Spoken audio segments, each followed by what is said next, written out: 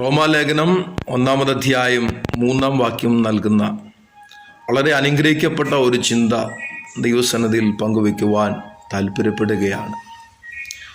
അവിടെ നാം ഇപ്രകാരം കാണുന്നുണ്ട്: 1, നാം ദൈവത്തിന് പ്രിയരാണ്; 2, നാം വിശുദ്ധരാണ്.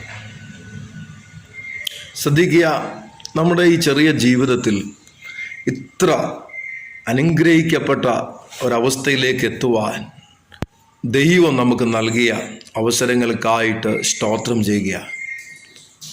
എത്ര ശ്രേഷ്ഠമായ പദവിയിലാണ് ദൈവം നമ്മെ ആക്കി വച്ചിരിക്കുന്നത്. 2 കാര്യങ്ങളാണ് അവിടെ പറയുന്നത്: 1, നാം ദൈവത്തിന് പ്രിയരാണ്; 2, നാം വിശുദ്ധരാണ്. ഞാനിങ്ങനെ പറയട്ടെ, റോമാ സഭയിൽ ഏതെങ്കിലും ഒരു വിശുദ്ധൻ ഉണ്ട് എന്നല്ല പറയുന്നത്, മറിച്ച് റോമാ സഭ മുഴുവനും വിശുദ്ധമാണ്. ജീവിച്ചിരിക്കുമ്പോൾ അവർ വിശുദ്ധരാണ്.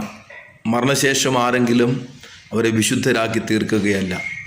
ജീവനോടെ ഇരിക്കുമ്പോൾ തന്നെ വിശുദ്ധരെന്നുള്ള ശ്രേഷ്ഠമായ പദവി ലഭിക്കപ്പെട്ടവർ. അടുത്ത ചിന്ത പ്രിയരെന്നുള്ളതാണ്. ഒരുപക്ഷെ നമ്മളൊക്കെ ചിന്തിക്കും, എനിക്ക് ആരുമില്ല, എന്നെ ആരും കാണുന്നില്ല, എന്നെ ആരും അറിയുന്നില്ല എന്ന്. പക്ഷെ വചനം പറയുന്നു, നാം ദൈവത്തിന് പ്രിയരാണ്. ആരുമില്ലെങ്കിലും ഭാരപ്പെടേണ്ട, ദൈവത്തിന് പ്രിയനാണ്, പ്രിയയാണ്. നമ്മുടെ കർത്താവിനോടുള്ള ബന്ധത്തിൽ ഒരു 3 ചിന്തകൾ ദൈവവചനത്തിനകത്ത് ആ വിഷയത്തിൽ കാണാൻ സാധിക്കും. 40-ാം സങ്കീർത്തനം 8-ാം വാക്യം സങ്കീർത്തനക്കാരൻ പറയുന്നതെങ്കിലും ഇത് കർത്താവിനെ പറ്റിയുള്ള ഒരു പ്രവചന വാക്യമാണ്.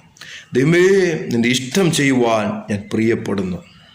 ദൈവത്തിൻ്റെ ഇഷ്ടം ചെയ്യുന്നവർ ദൈവത്തിന് പ്രിയരാണ്. ദൈവമക്കളെ, അവൻ്റെ ഇഷ്ടം ചെയ്യാം, കർത്താവിൻ്റെ ഇഷ്ടം ചെയ്യാം, ദൈവത്തിന് പ്രിയനുമായി നമുക്ക് മാറാം. 2, നമ്മുടെ കർത്താവ് സ്നാനപ്പെട്ട അനന്തരം സ്വർഗം തുറക്കുകയും പരിശുദ്ധാത്മാവ് ഇറങ്ങി വരികയും ഒരു ദൈവശബ്ദം, ഇവൻ എൻ്റെ പ്രിയപുത്രൻ. അപ്പോൾ കർത്താവിൻ്റെ കൽപ്പന അനുസരിക്കുന്നവർ ദൈവത്തിന് പ്രിയ മക്കളാണ്. തുടർന്നും പ്രാർത്ഥനയിൽ നിൽക്കുന്ന യേശുവിനെ പറ്റി സ്വർഗം സാക്ഷീകരിക്കുന്നു, ഇവൻ എൻ്റെ പ്രിയപുത്രൻ, ഇവന് ചെവിക്കൊടുപ്പേ. പ്രാർത്ഥിക്കുന്ന ദൈവത്തിൻ്റെ പൈതൽ ദൈവത്തിന് പ്രിയനും പ്രിയയുമായി തീരുവാൻ ഇടയായിത്തീരും. ഇങ്ങനെ പറയട്ടെ, നാം അറിയരുതെന്ന പൈശാചിക ലോകം ആഗ്രഹിക്കുന്ന ഒരു കാര്യമുണ്ട്. അത് നാം ദൈവത്തിന് പ്രിയരാണ് എന്നുള്ള വസ്തുത നാം അറിയില്ല. ചിന്ത നമ്മളിൽ നിന്ന് കവർന്നെടുക്കുവാൻ പൈശാചിക ലോകം ശ്രമിക്കുകയാണ്. എന്നാൽ ഓർപ്പിക്കട്ടെ, ദൈവത്തിൻ്റെ ആത്മാവിൽ ദൈവം എപ്പോഴും ആഗ്രഹിക്കുന്നത് നാം അവന് പ്രിയരെന്ന് ഉള്ള വലിയ തിരിച്ചറിവ് നമ്മുടെ അകത്തുണ്ടാകണം. ഈ ദിവസങ്ങളിൽ ആ ഒരു വലിയ തിരിച്ചറിവിൽ മുന്നേറാൻ കർത്താവ് നമ്മെ സഹായിക്കട്ടെ എന്ന് പ്രാർത്ഥിച്ച് വാക്കുകൾ അവസാനിപ്പിക്കുന്നു. എല്ലാവരെയും കർത്താവ് ധാരാളം അനുഗ്രഹിക്കുമാറാകട്ടെ.